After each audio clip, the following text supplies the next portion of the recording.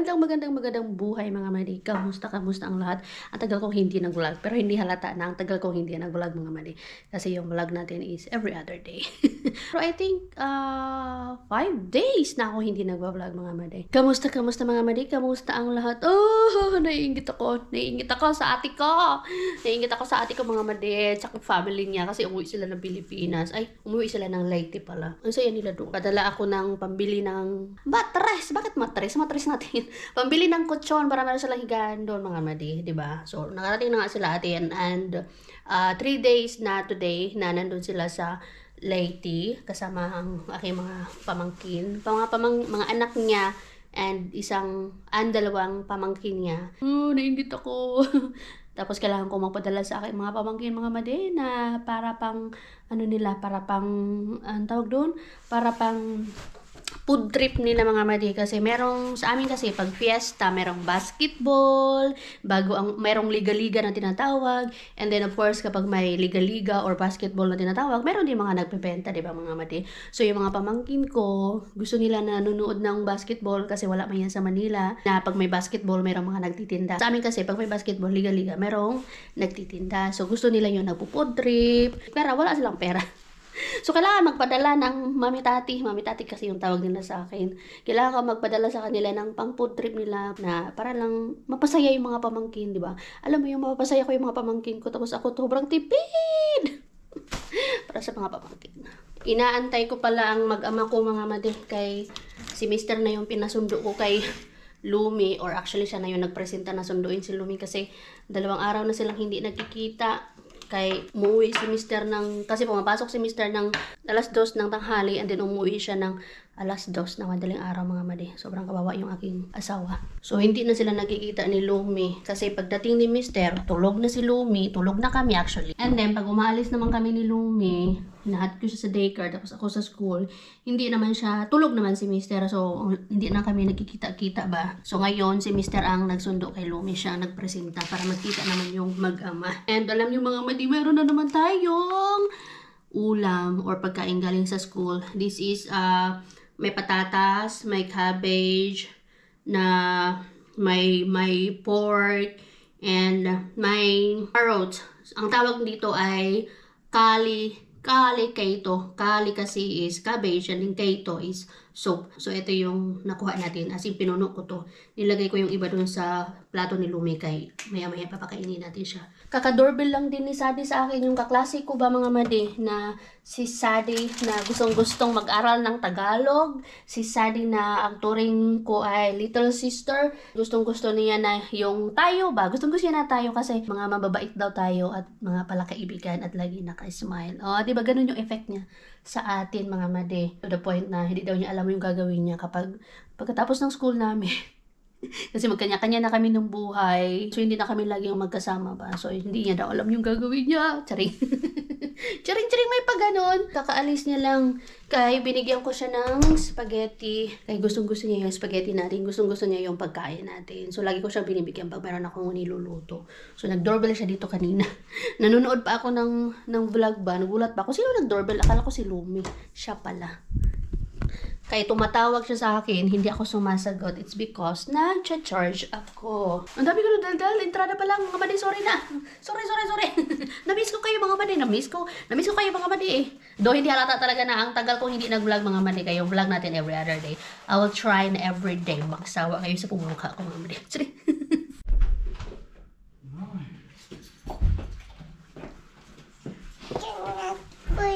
Ingat, please. Bless mama. God bless you. Ha? Uy, tingnan po yung sinsen, uy. Uy, yaki. Ay, diretso agad dun sa pagkain. Mahit.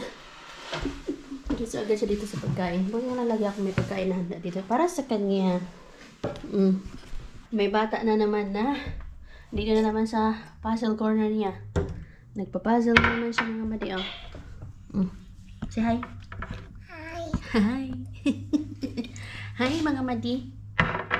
What are you drinking? What is that? What's this? Mehua. Yung keito. Keito.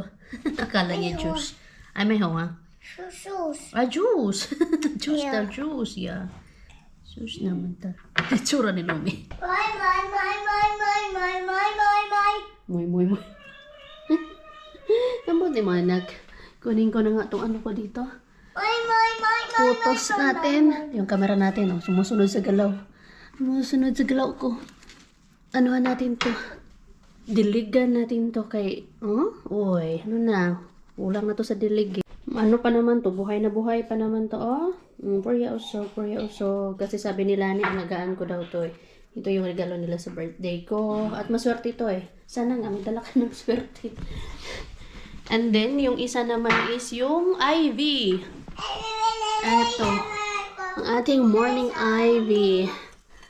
Oy, nang ano talaga to mga madi, oh. Oy, tingnan niyo, oh. Mga bagong leaves. Ito, oh. Ang haba niya. Gustong gusto ko din to eh. Please. Nanghihingi na naman siya ng ano. Okay, ito. The next day.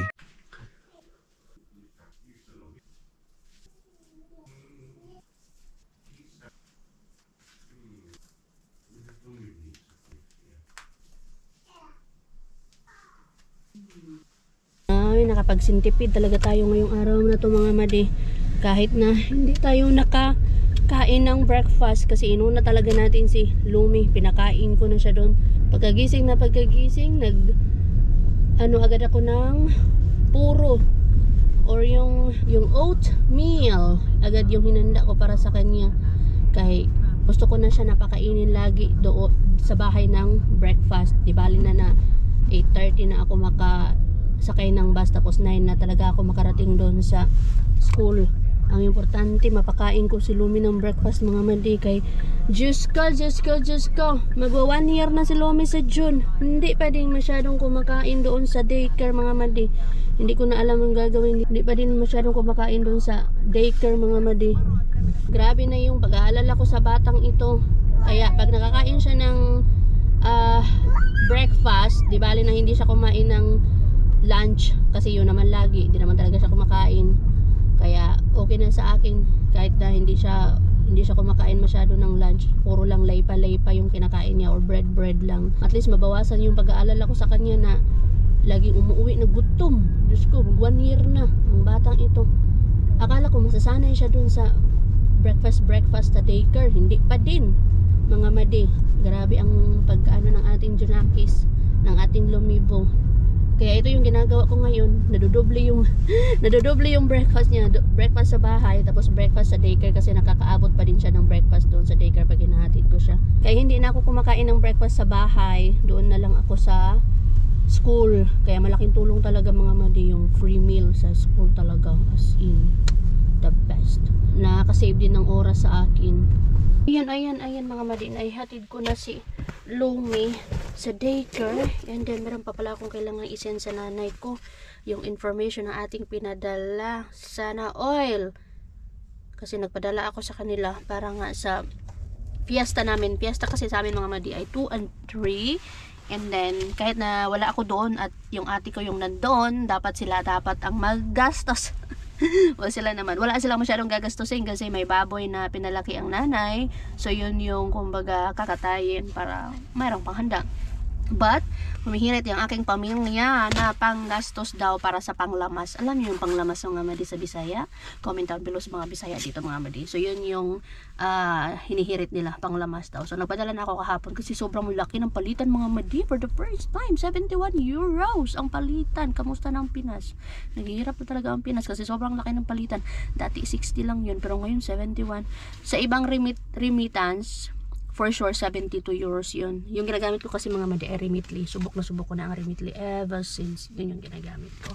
So yun, kailangan kong isend yung, and sasama dun sa padala ko ay yung pang ano nga sa mga pinsan, sa mga pamangkin ko, pang food trip, pang gastos lang nila. Konti lang naman. Pampasaya lang, maging masaya lang yung mga ano ko, mga pamangkin ko.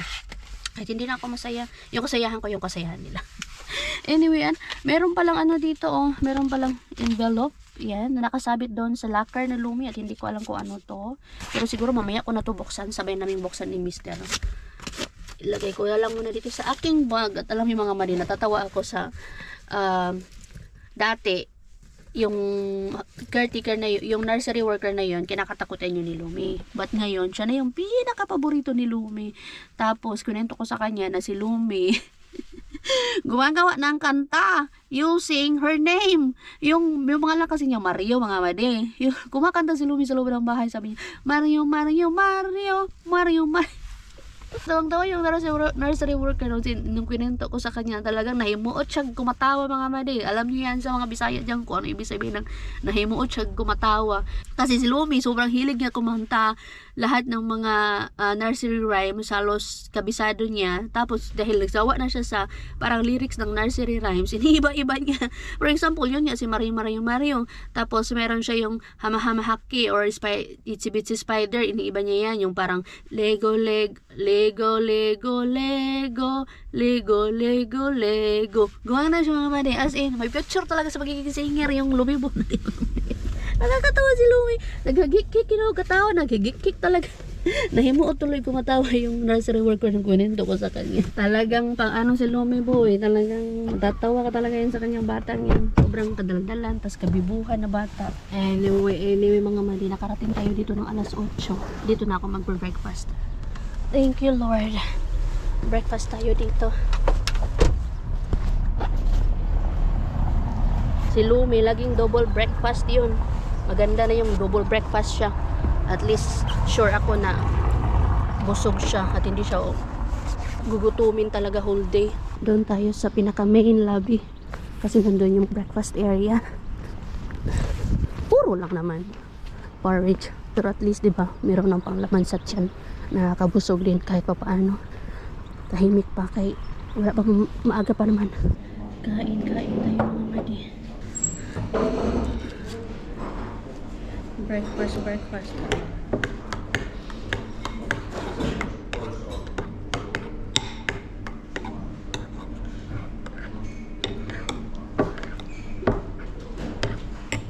Lagyan natin ng butter.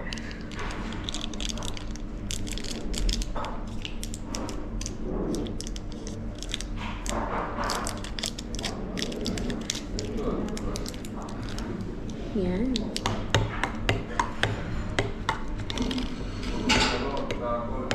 Tapos sob na to mga mali.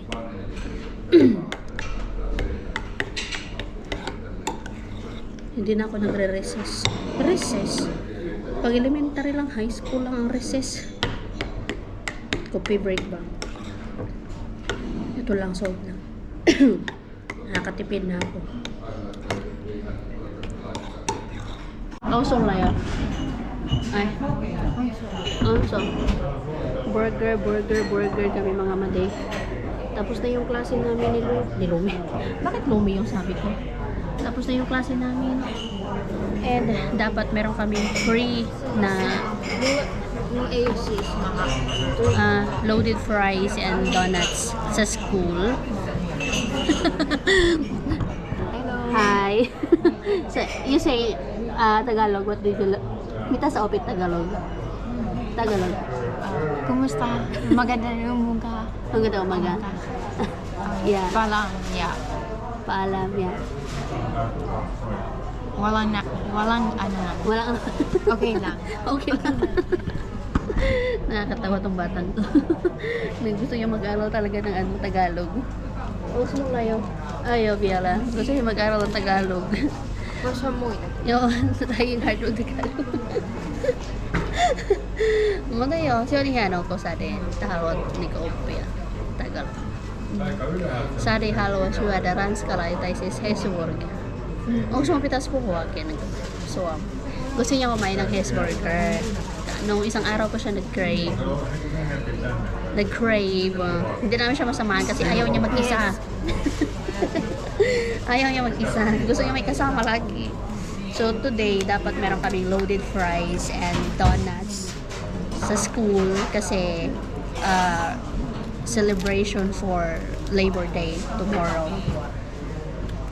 Kaya lang, and free yun. Kaya lang, itong isa, ayaw niya kumain doon. Gusto niya fries. So eto, mag-burger kami. Mag-burger si Madirubing niya. Kahit na ayaw ko mag-burger. Wala si Rory. Robbie is my kaibigan and IT. Ano? Saan ako pwedestan? Ruby. Si Ruby ay Ruby ay kaibigan. kaibigan. Kaibigan. At Kaibigan. ate. At ate. At ate ko. At ate ko. Kaibigan. Kaibigan at ate ko. Yes. Sa trying hard. Tawanan mo ka dali, oy. Ano ni si itong lemon?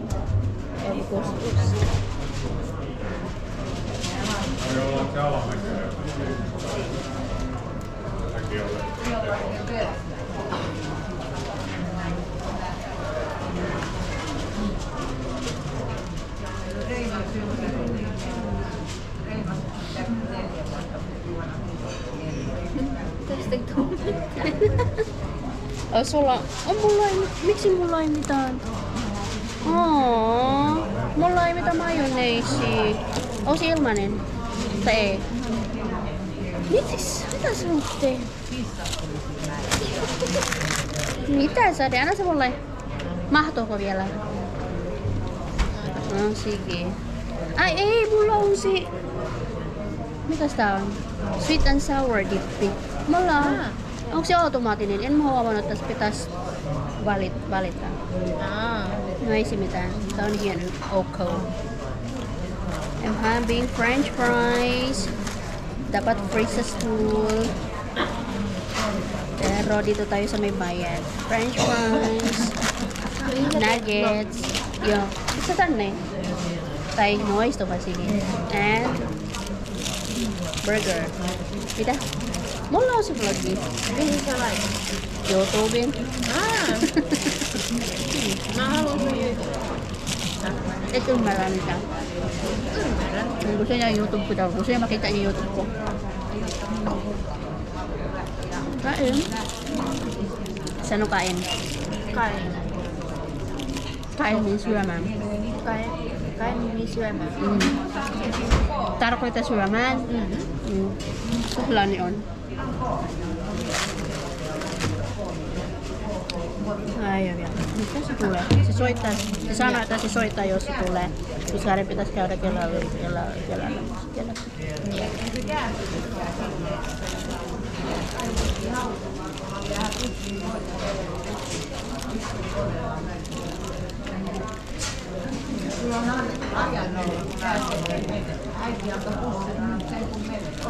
Emma muista ostaa ole Venus käy. Pekaivan. Joo,